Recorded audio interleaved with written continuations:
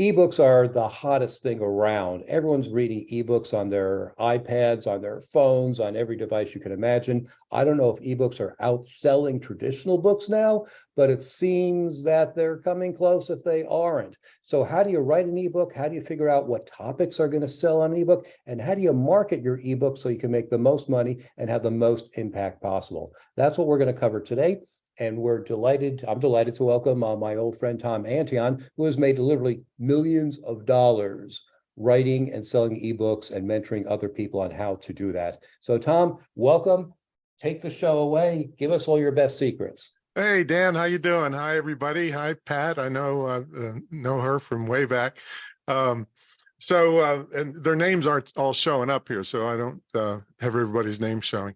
But anyway, I like to give everybody the overall principle whenever I talk about books, because books, and I'm always blunt, so don't take it personally when you hear me say something blunt, but books are the most hassle, least profitable thing you'll ever do in your whole life.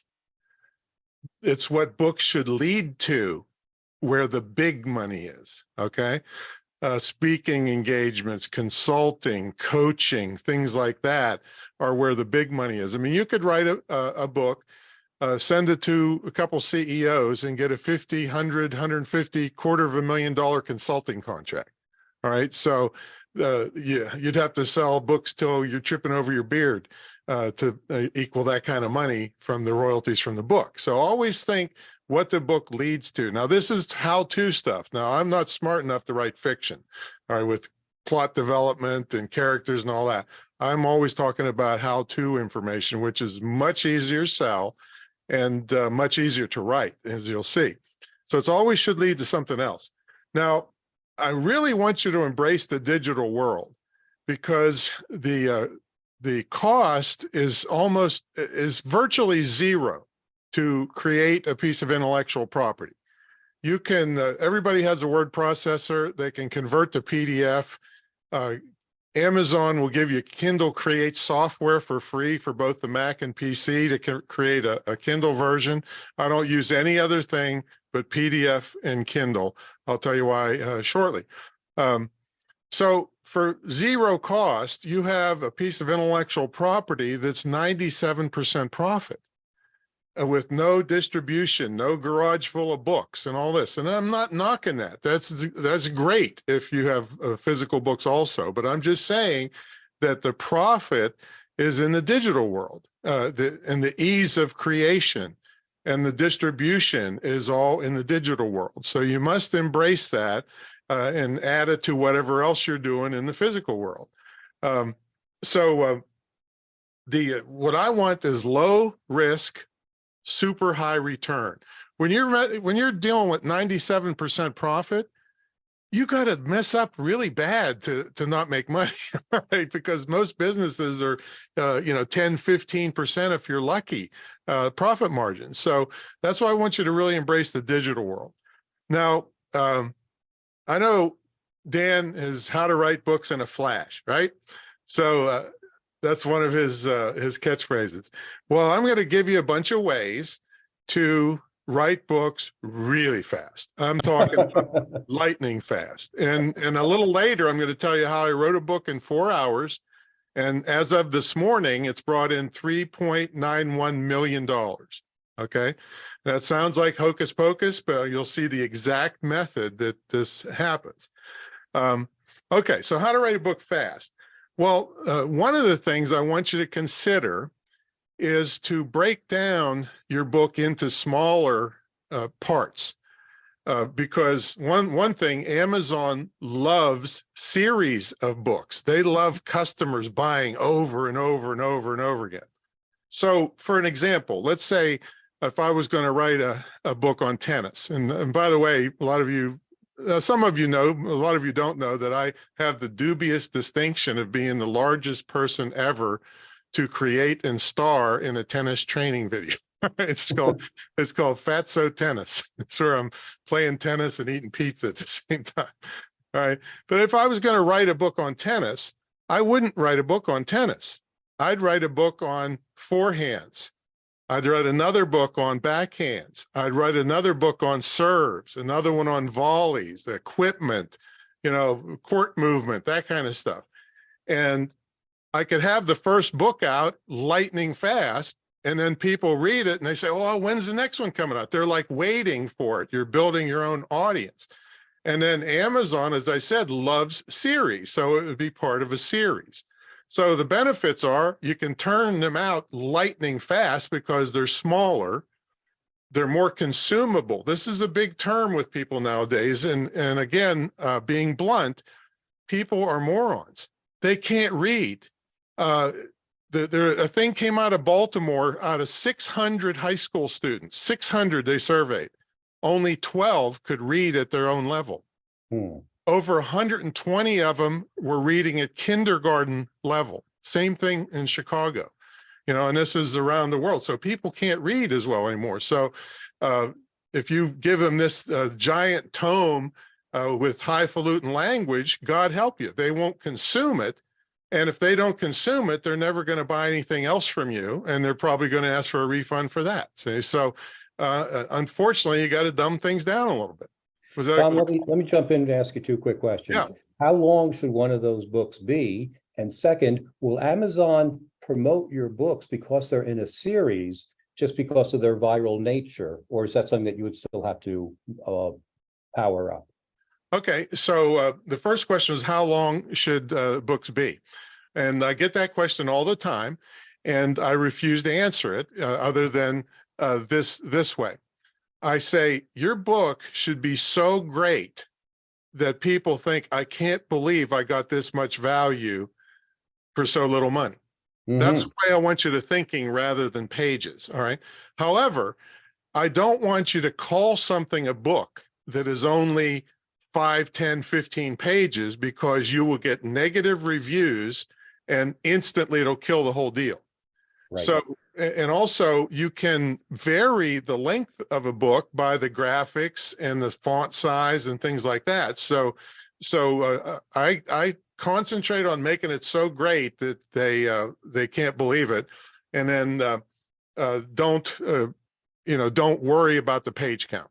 Okay, but don't call it a book if it's really short. And here's what you call it. You call it a special report, a white paper, something like that, because you can sell those, no problem. But if you call it a book, people have in their mind it should be substantial. And if it isn't, boom, bad reviews, and that'll kill you. All right. Okay. So for instance, I had a book that dominated the speaking industry for at least 10 years called Click, the Ultimate Guide to Electronic Marketing for Speakers. It ended up 1,042 pages.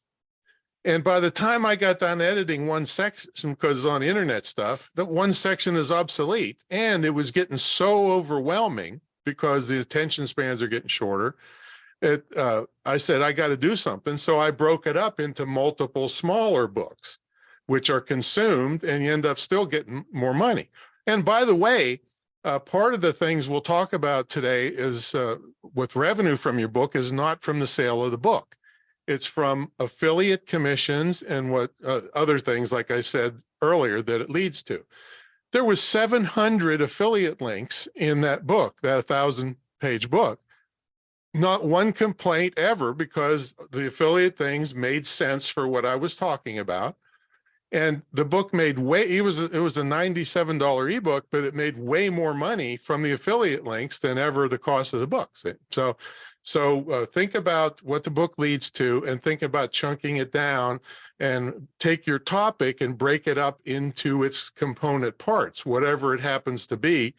Break that up and make smaller books, and then sell them bundle them as a series. So that's one way to get books out fast. But there's even faster ways. And this is a little blasphemous for all you wonderful highfalutin writers out there. But there's a thing called PLR. That stands for private label rights. This is where you can purchase books on just about any topic on earth, put your name on it, and sell it. Now, do I suggest you do that? No. I suggest you buy the PLR, and then you throw out the stuff that's terrible in it, put in your own stories and research and everything, and make it your own, change the cover. And now you have a book. In the last two books I came out with, Uh, I think I bought, yeah, I worked on them on a Friday. So the first one was 4 hours on a Friday. And by Monday, $2,000 had come in. Okay. And then the next one I did, it took 8 hours, a little bit longer on a Friday. And again, $2,000 came in. Now I have a big list of people to sell stuff to. But the thing is, I have 2 pieces of intellectual property, bought in $4,000 in for a 12-hour investment of time, and that will sell on in perpetuity until they need to be updated, which is, another couple hours to do that. So those were PLR books. Okay. So Tom, how did you decide which topics to use, and what kind of market research should we do so we don't spend our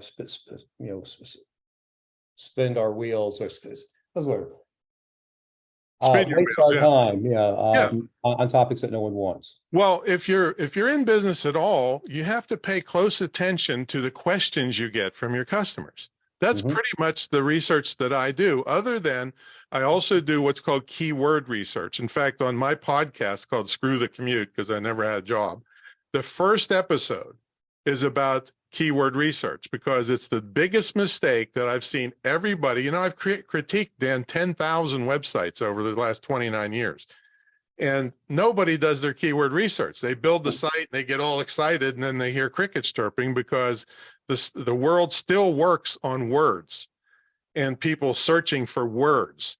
And so if you don't know the words to put into your site, then you won't be found. And the same thing goes for your books. If you don't know what people are actively looking for, you won't know what topics to write on. So you must do keyword research based around your topic area, and it will tell you what the big demand is. And a lot of people say, well, yeah, but Tom, there's 28 books out on that. That's the greatest thing on earth. You know why? That proves there's a market. If you write something that nobody's ever heard of, God help you, because you're going to have to spend a fortune to get that into the psyche of people. Where, for instance, tennis, I talk about tennis a lot. I have a banquet table in there, 6 foot long, 3 feet high, stacked for tennis training videos and books. And because I'm a tennis nut. And so people that like a topic will buy everything they can find on that topic. And out of those, there's probably 80% the same in all of those videos and books. I'm always looking for that one little tip, so I keep buying stuff on that topic. But if it was pickleball, which I know is going big, but I'm not interested in, I don't buy anything on it. All right. But if you wrote a book on pickleball, you'd sell it because there's a big demand out there. It's just not my demand, or golf was not my demand, but somebody was going to buy that book. So, so keyword research is important, and paying attention to the questions you get is how I decide what to write on. Great. Okay. Next thing. So PLR, and all you have to do is go to Google and Google PLR and then your topic. PLR or leader, or put the topic first, leadership PLR or archery PLR. There's anything you can possibly think of. There's thousands of books out there. And you know how much this costs? The most I ever paid for one was $15. It came with a cover, the sales letter, and the book. All right. So this is a way to just crank things out really fast. Now, another tip that I use with Amazon is if I'm going to write a book, yeah, I'm probably pretty good at what I'm going to write about, but I'm really, really busy. So what I do is I go to Amazon and I type in the topic in the book section, and all the books come up on that topic, right? Well, if you click on a book, it comes up big, and there's a thing at the top that says look in. I click the book, and it gives me the 10% roughly of the whole book, including the table of contents. All right. So somebody else killed themselves to think this through. And I do that for 4 or 5 books. And now I know all the kinds of things that I should be putting in there without having to sit there looking at a blank screen, thinking them up on my own. And then I can add or subtract however I feel like it. But that's a way to get somebody else to do a whole bunch of research for you. And then some of the stuff you'll want to use from other books because it makes your book more credible. You can say, well, I was reading in Dan's write a book in a flash book, X, Y, and Z. And so that's good to have, that kind of stuff in your book, makes it look more credible. And then the third thing is ghostwriters. I have a book, Instant Eulogy, and I have wedding reception speeches, wedding toasts and wedding speeches. They were all written. The most I ever paid was $275 for a ghostwriter. And between the eulogy books and the wedding books, which I don't know, it's maybe not the best to combine those two things, but $120,000 a year for 9 years straight from those books, digital, 97% profit. See, Wow. so, but again, I had ghostwriters write them, but did I just throw them out there? No, I went in and put my own stories, my own experience with this stuff. I put a whole bunch of resources in and funny jokes to say at the wedding speech and all, that kind of stuff. So I took extra time to make it good, but then for 9 years straight, it sold $120,000 a year. See? So Tom, I'm guessing you could say the same thing about AI now, where you can type in a topic and we give you story ideas, book title ideas, outlines, and content as well. So the same. That's what I would use it only for, because what you have to be afraid of is plagiarism. So anything you get out of there other than ideas for you to really write something, you need to check with a plagiarism checker. You just type that into Google, you'll find plagiarism checkers. And then also, I just put a warning out yesterday, if you're on my email list, about an AI scam that's going around right now. It has to do with, there's an old scam where some guy calls up the grandma late at night. Oh, your granddaughter's in trouble. She just ran over somebody. And you need to send me money as a retainer. Now AI is cloning the voice of your granddaughter or whoever you're claiming and having them say that. And then it's a terrible, insidious scam. So anyway, AI is good to use up to a point, and then it crosses that line. Elon Musk has just been doing these big talks about how it's going to kill us all. So let's get back to our ebook discussion. Yeah, exactly. Okay, so now I'm going to tell you how to get books printed for free with commercial book printers. So this is out of the ebook realm, and I have done this method, couple of these methods. So when I print in large quantities, like for instance this Wake 'Em Up book, this is my classic book in the speaking industry. Commercial book printers are not print on demand. They have a big printing press that takes these big pieces of paper and prints like either 8, 16, or 32 pages, and they fold it down into a little booklet, and then they do it again and they glue all these together. If you look at the edge of a book, it's a bunch of little books glued together. Well, these are called signatures. Well, almost always at the end of the book, there's blank pages. So I sell advertisement on those blank pages, and it pays for the printing of the book. See, and it's beautiful, and it's much easier. I know a lot of people like anthologies, but you have to deal with a whole bunch of crazy authors and everything to put one of those together, right? So in this case, you got a company that's got big purse strings, and it's nothing to them to give you a bunch of money, a couple $1,000 for an ad, and then you take all that money, pay for your printing, and give them 100 copies or whatever they want, and now you got your book printed for free. So that's one way. That's incredibly good information, because before the pandemic, books cost about $2.25 to an author. My latest book, which is on pickleball, I know that. That's actually cost me $7.25, and once you figure in postage, it's about $10 a book, which is certainly threw all of my math calculations out the window. So I need to find a cheaper way to print books. So thanks for that. So get quotes from commercial printers, and then check out and make sure you have in the last signature a bunch of blank pages, and that way you can sell ads there. Another way is, especially when it's on a specific topic like pickleball, and I've done this, where you pre-sell a bunch of books at a wholesale price to a distributor that handles that topic. So for instance, this book is on presentation skills. So I sold 1,000 copies pre-sold. All right. The books didn't exist yet. They just did on the manuscript. 1,000 copies of this at $7 a piece. And it only cost me $2 a piece to print. So I made $5 a piece, and that paid the print bill. And then I sold some ads in the back, and that paid the rest of the print bill. And again, got it for free. So I got 5,000. Well, I got 4,000 because I gave them 1,000, 4,000 books for free, and it sells at $24.95. Okay, so that's a way to make money, right? Because if you did this like he's talking about, this now on short runs would cost, it's a 6x9 gorgeous full color cover and not color on the inside. That costs a lot of money to print nowadays. So you get somebody else to sell them wholesale and to print them for you. Okay, so any questions on that? Oh, we're not supposed to do questions. Hold your questions. Hold that thought. If you do have questions, I'm going to handle them after the podcast.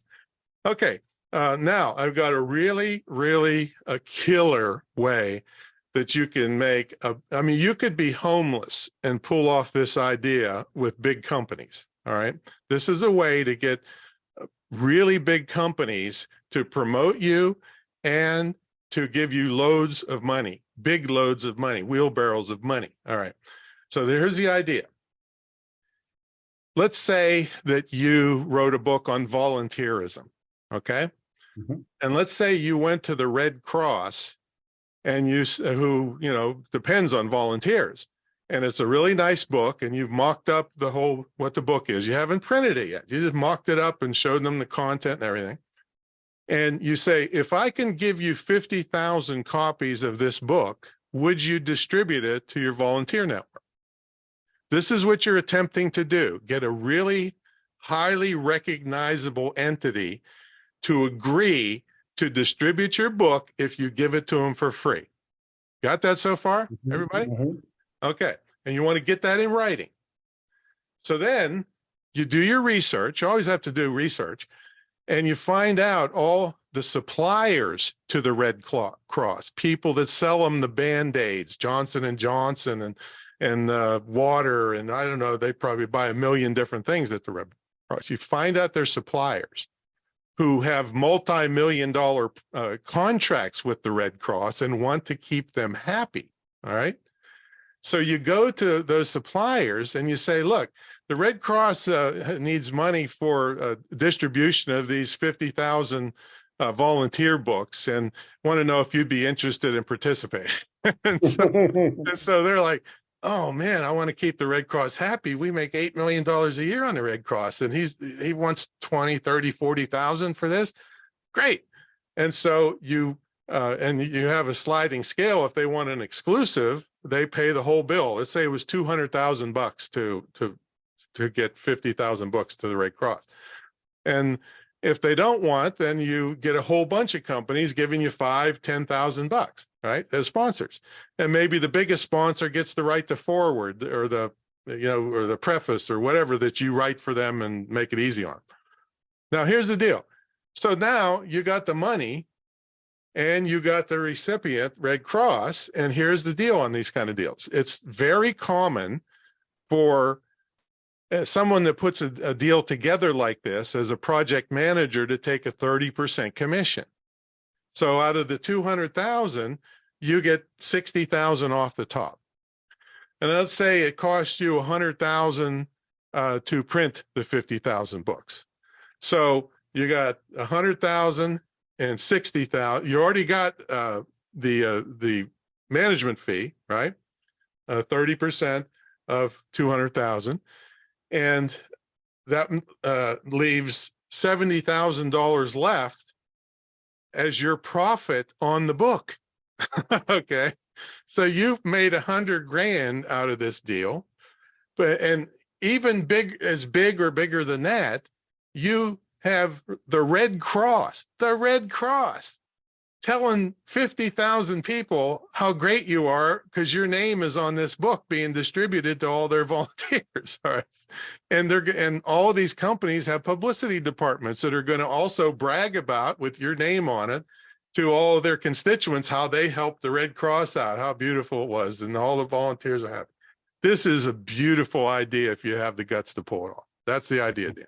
Okay, great. Tom, let's talk about how to turn your book into consulting fees and speaking fees. What can you do to seed in your book to make sure you get consulting contracts and speaking contracts? Well, you have to mention that, but you don't want to sound like a name dropper. You know, so you should say things during the course of the text of the book. Hey, when I was speaking with so and so, they had this particular problem, and this is how we worked on it. So you're putting the seed in that. Hey, you're available for speaking engagements, and the same thing comes at a different part of the book.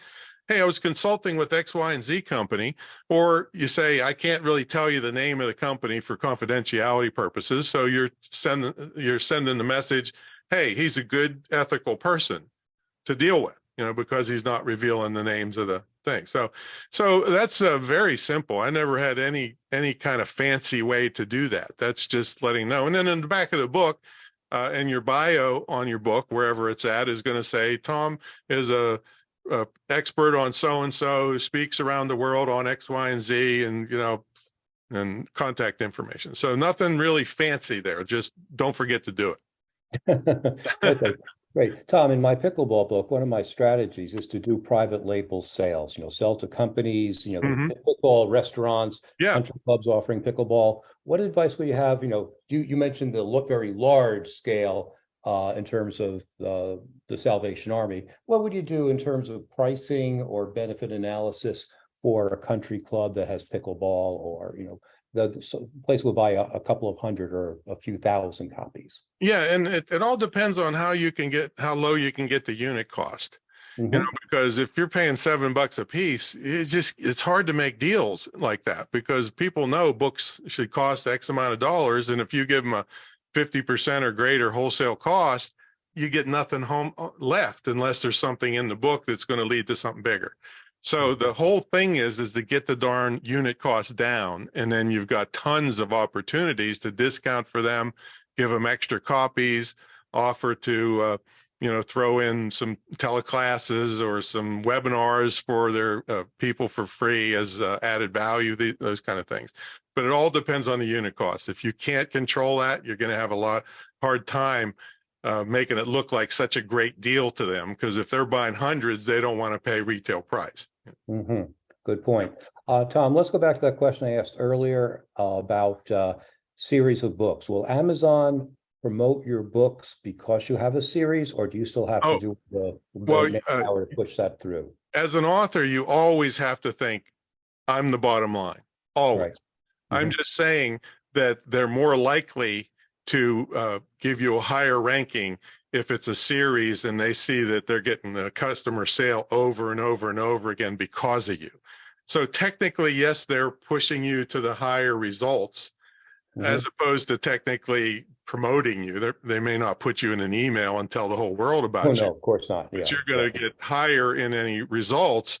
And again, this is all secretive stuff. I'm just telling you what the world thinks about this, and they have shown that they love series of books.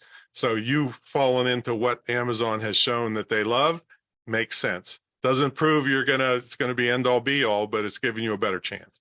Right. So I should have a follow-up book called Pickleball Strategies for Beginners and Pickleball Strategies for Equipment, and Pickleball Strategies for Advanced. Okay. How to win tournament strategy. I mean, whatever spin-offs you can. Yeah. I'll look at your tennis books and just change the word tennis to pickleball, and I get a whole bunch of ideas there. Okay. So why don't you share one more secret tip? Yeah. Well, the big thing now is how I made almost $4 million on this book. All right. So here's the method, and I use this as a hook. You hear the word hook a lot of times because I'm on radio and TV all over the place. And if you happen to be on TikTok, if you don't hit them with a hook in the first 3 seconds, you're gone. They don't even see you. So my hook is I couldn't stop the money coming into my checking account if I tried. Couldn't stop it. And that sounds like BS. And I've had producers tell me, that sounds like BS. We shouldn't have you on. I said, let me explain how it works. That's what I'm going to do for you right now. So the book was written to teach people how to do something and all the great benefits of doing it. But they can't do it unless they purchase the tool or the service to do what all these things I'm telling them about. And What's that? For example. For example, the shopping cart system that I promote. So that's what the book is about. I wrote it in 4 hours at a layover at McCarran Airport in Las Vegas. I remember it vividly. And it tells you all the things you should know about shopping carts, how to pick one, a checklist of the features that you should have, what it should do. But you're sitting there, oh, I want all these things, but I can't unless I get the shopping cart. And I get paid from between $600 and $720 per year per person that has the shopping cart. And some of them had it 18, 19 years. So the idea is it's called a residual affiliate program. Basic affiliate program is I promote something and I get paid for each sale once. But in this case, I promoted the shopping cart, and as long as the people keep it, I keep getting paid. So that's called a residual affiliate program. So you'd want to Google your topic and residual affiliate programs, and then find out credible things that you could promote that you get paid over and over and over for. So this book, we figured it out, it's brought in about $243,000 a year, just that one little sliver of my business. Mm-hmm. And that's a rich person's salary right there, just from that one little thing. But it comes in automatically. See, it's like, I call it like an insurance policy for your business, because I've been hurt. My mother's been sick. I took off 3 months to help her, and money kept coming in. So you want to get these things that bring in money regularly, and much bigger money than the royalty from a book. The book should lead. Now, I'm not saying put out crap, just a sales letter book that just, I want quality in the book that makes people feel like this is a good person to deal with. I should listen to their recommendations. And then those recommendations bring money back to you. Now, you have to reveal that nowadays because of laws that you are an affiliate for stuff, but people don't care. They don't have to pay any more money, and you figured it all out for them. What's the good stuff to have? Now, never promote anything bad just for the commission, because then they won't trust you anymore. So I'm not going to promote something to make a couple dollars and ruin my reputation. Right. Now, if I made money, I might do it. No. Tom, I think you mentioned before you made a $4 million profit from the book. That's it. So far, it's brought in $3.91 million, and anywhere from $5,000 to $15,000 a month, still ongoing. Mm-hmm. So that's the kind of, and that's just one of the projects. And so, like I said, look for residual affiliate programs. And the other beauty of affiliate stuff, folks, somebody else has to service them. If something goes wrong, the shopping cart company has to fix it, not me. Now, I give extra value and give training and things to help this along, but I'm the biggest reseller in the world on this program, because I offered extra value and I just consistently taught people the benefits of having it. Fantastic. Tom, tell us how people can get in touch with you. Well, you should get on my podcast, but you also got a freebie for everybody. Go to screwthecommute.com/Dan, and you will get a free How to Automate Your Business ebook that we sell for $27, but it's yours free. And that'll lead you to me. And you probably should listen to my podcast, or you can email me directly at tom@screwthecommute.com. Yeah, and Tom does answer all of his emails. I can attest to that. His podcast is full of tremendous information where you'll learn lots of great things, just like you'll learn lots of great things on this YouTube channel, where we have more than 175 other interviews with experts on how to write your book in a flash. Thanks a lot, Tom, and thanks everyone for being here today.